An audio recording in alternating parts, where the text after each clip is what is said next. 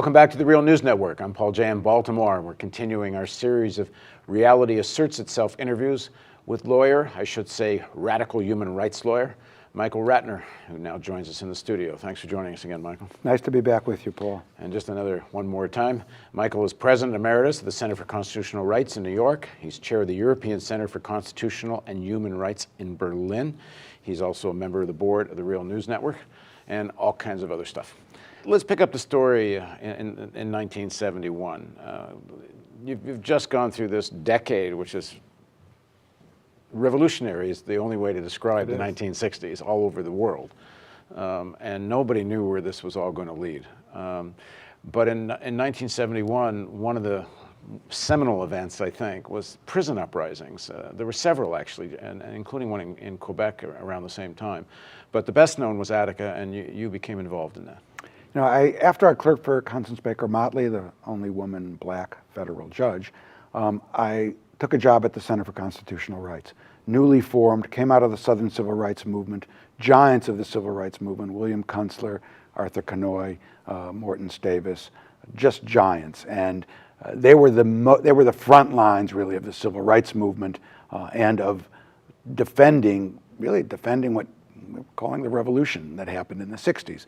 And part of that included the Chicago 7 or 8 case, the one about the protests of the Democratic Convention. They had a whole section defending Vietnam War resistors, soldiers, and others. So it was an incredibly amazing place to be. Tiny, a dozen of us there, maybe that, in a loft off like the worst porn district in New York, 42nd Street. Not a lot of money, but an exhilarating place to go. And despite where one could go at that point, coming off a clerkship and all that, I decided to go to the center because this is the kind of work I wanted to do. So I walk into the office, which isn't really, no one has separate offices, it's little dividers, it's linoleum floor, it's up a loft. And I'm there really literally 3 or 4 days. It's September 1971.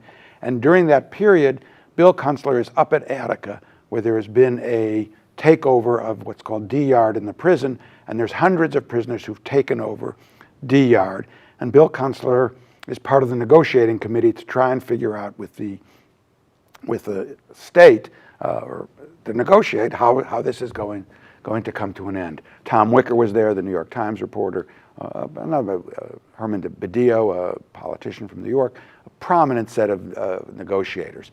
And you have to also remember Attica. I don't remember the numbers, but thousands of prisoners, 90-some% black and Latino. I think 0 is the number of black or Latino guards, all white. So you're talking about, just deep discrimination, both in the population as well as how it's being guarded. And there were huge legitimate complaints. Attica looks like a medieval fortress, and it probably was like that inside. So there's the Attica prison has had this takeover, and as you said, there were many prison riots or rebellions is what we call Attica Rebellion, going on across the country and even in Canada and other places. And Bill's the negotiator, and then finally the negotiations really break down, most likely over the amnesty issue, but perhaps some other issues. One prison guard, as I recall, had been killed. I don't know the circumstances. In fact, no one was ever convicted of his murder in the end. But one prison guard was killed, and the state was run by Nelson Rockefeller, was the governor. We now call him the Butcher of Attica. He's dead, but I still call him that. And then on, I guess it's September 11th, actually, I think is the day, the same day as the coup in Chile 2 years later.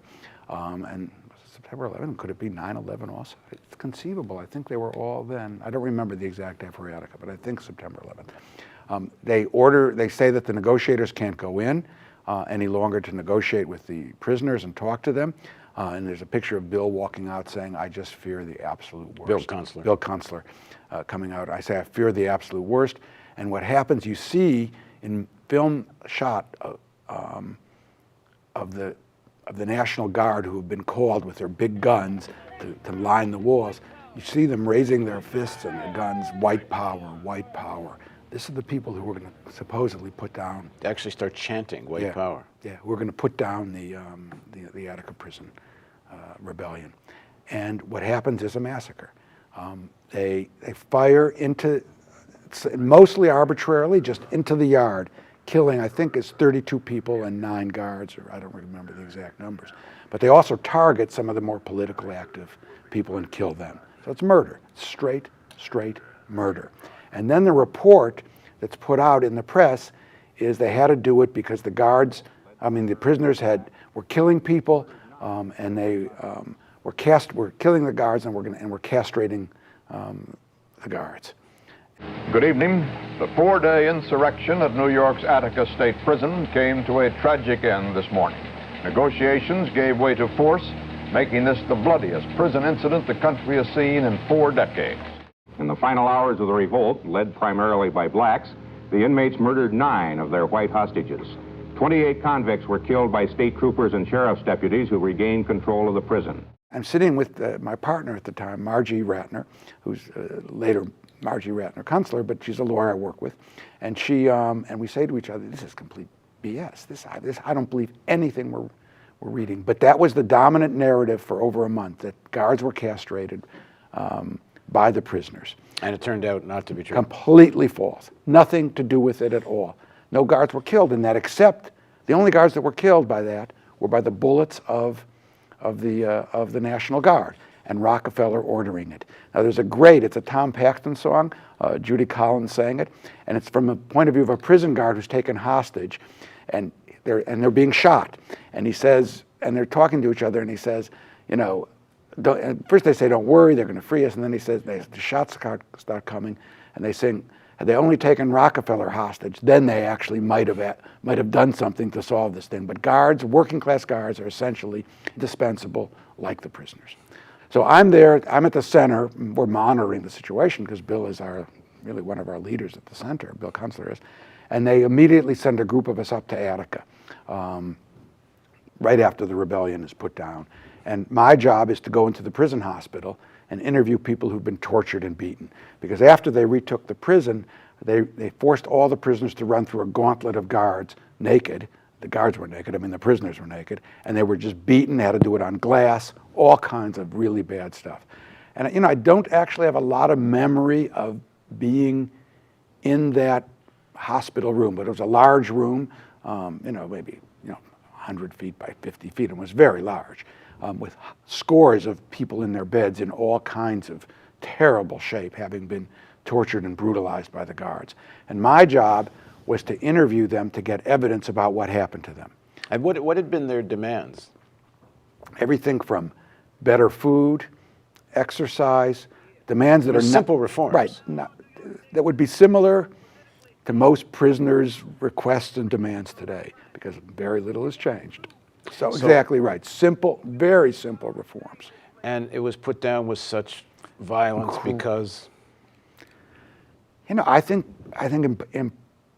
I don't know what was in Rockefeller's mind, but I think they didn't consider prisoners to be human, and so they figured they're just dispensable, they're all criminals. And secondly, probably because they wanted to send a lesson. New York had a lot of prisoners. I thought it was a lot of prisoners then. Of course, the country has like 6 times the number of prisoners we had in 1970. I think there were 600,000 in the country. Now there's 2.5 million. So, or 5 times the number, but whatever, there were a lot of prisoners, since they wanted to send a message: you rebel, you will be murdered. I think that's just clear. And what's interesting is I think we were told to interview the prisoners, and there were various lawsuits for conditions and what happened to them. And my instructions, where I was a new lawyer, was do not ask them anything about what happened before the massacres, because there's going to be criminal cases. And ultimately, there were a huge number of criminal cases brought by the state against the prisoners. Huge, for murder, everything, hundreds of cases. And there was a big defense team. I was not part of that, but that was the National Lawyers Guild and Center and others to defend those people. And I brought a suit to say this is unfair. To be justice here, you have to go after the National Guard.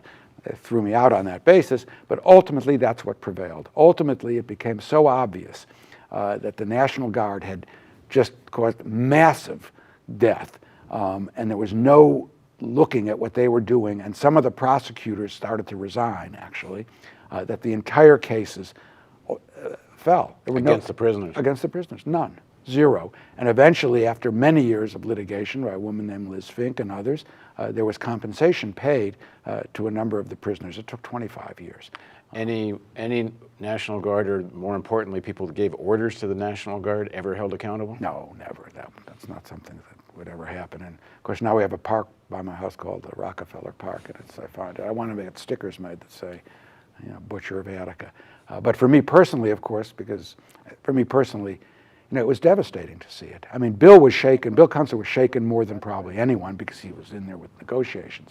But all of us who went up and became personal friends with prisoners were just shaken by the thing, by the death, by the cruelty of it, by the inhumanity of it, and by prisons in general. And one instance from it, we once took one of the prisoners who'd gotten out upstate with us, and to a farm or something, and we were using a chainsaw to cut wood, and he said, "Oh, can I try that?" He's probably a 35-year-old prisoner, and we give him the chainsaw, and he pulls the trigger back all the way, and the chainsaw jumps out of his hand, because the person, he's 35, he had never in his life used a power tool.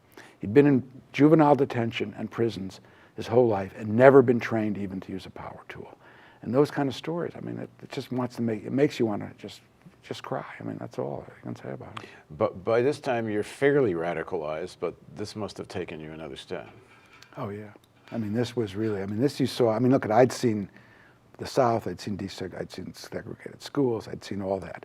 But to be in a prison where that kind of massacre and slaughter and abuse and torture had happened, and to happen right in New York, quote, northern state, was astounding to see that.